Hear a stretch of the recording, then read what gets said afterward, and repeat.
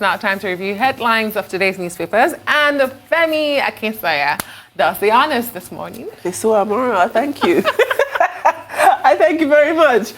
Yes, absolutely. We begin with this day as ever. The picture headline story is Buhari, of course, our president, in Daura. Now, he is joined alongside the Emir of Daura, that is Alhaji Farouk Umar Farouk on the left with the turban, of course. And, of course, we have the president to the right of the page at his hometown in Daura, Katsina State, on a private visit yesterday.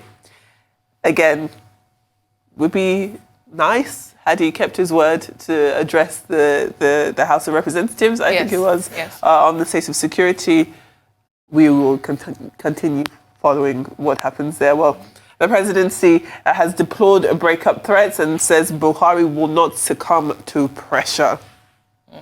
You can read more on Charles Ajunwa's article there on page 5. So the top of that, in that yellow box there, that is Fayemi, who is, of course, the Ekiti State Governor, Kayode Fayemi, saying that youths have the right to demand good governance and an end to police cruelty. It goes on to say that he's urged people to employ stealth rather than pushing for social change. You can read more on that also on page 5. So the top of this day, the IMF Article 4. Do you know, I was very scared because I'm good with Roman numerals, but something just told me, is that a 6? Oh, I know, that's not a 6.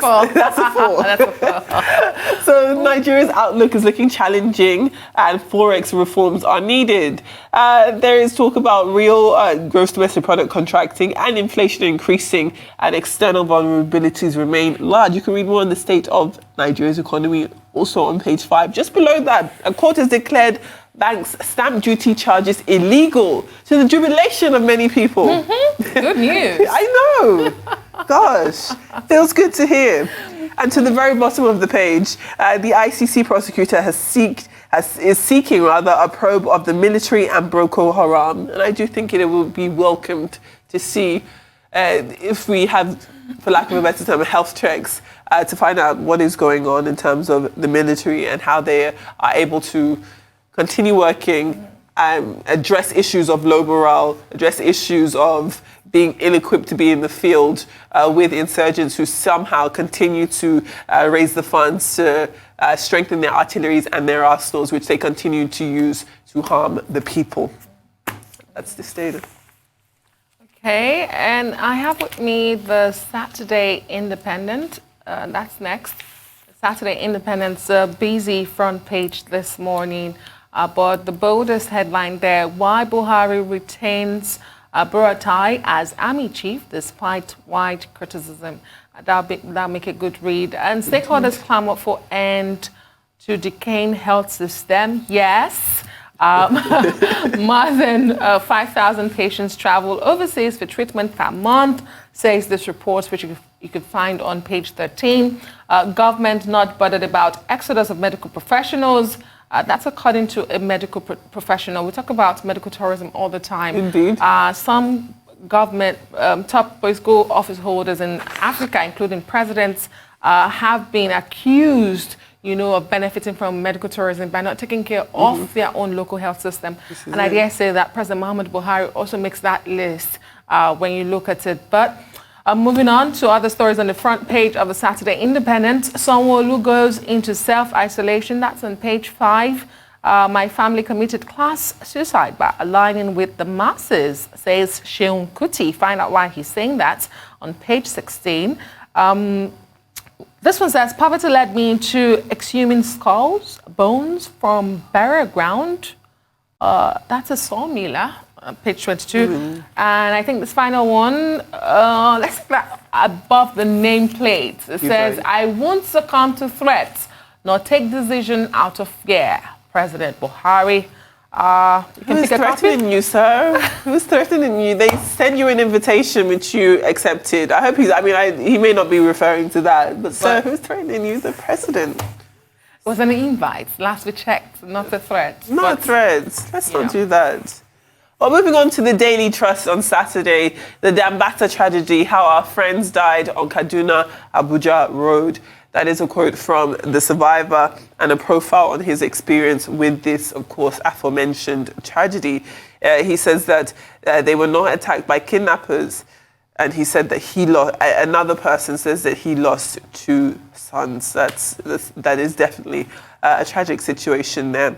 Just below that, COVID-19, physical distancing jettisons in markets. You can read more on that on pages 34 and 35. There is a feature piece there with an encounter with Kano's volunteer traffic warden of 20 years.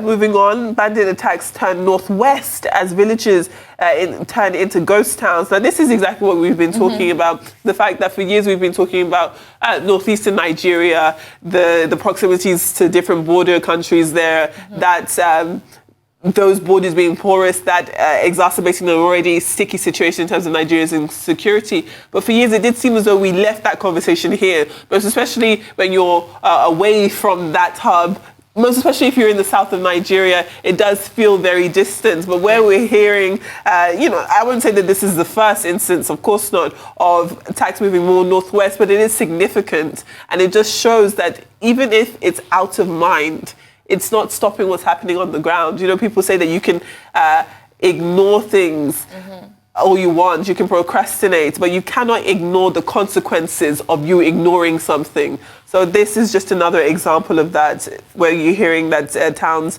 in the northwest of Nigeria are now turning into ghost towns as people flee insurgency and the violence there.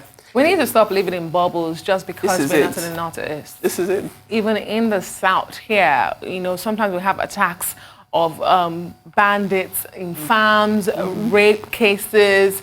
And you're right, the ripple effects, the consequences this would have. So we feel like we're in Lagos, nothing is happening. You're wrong. You're wrong. We have to be solid and unified in our calling for more action when it comes to what's happening in the north, because it does, even those of us in Lagos, in the south of Nigeria, you do feel uneasy when you hear more and more of these attacks. So we can only implore the Commander-in-Chief of Nigeria's Armed Forces, of course, President Muhammadu Buhari, to revisit the prospect of addressing lawmakers, of addressing Nigerians on this issue, because it is needed. We'll move on to another newspaper. Okay, let's look at Saturday Punch. ICC probes military, Boko Haram for war crimes, murder others. Says security forces attack civilians, recruit underage soldiers, give victims justice. AI, others tell, that's I think Amnesty International, others tell international court. Borno governor reveals 3 terrorist hideouts, insists mercenaries needed to defeat insurgents. And we talked about this with a guest this morning. And the governor is keen. I mean, he says, we can do this. And I'm suggesting ways in which we can do this. And I think that this is one of the ways we can do this.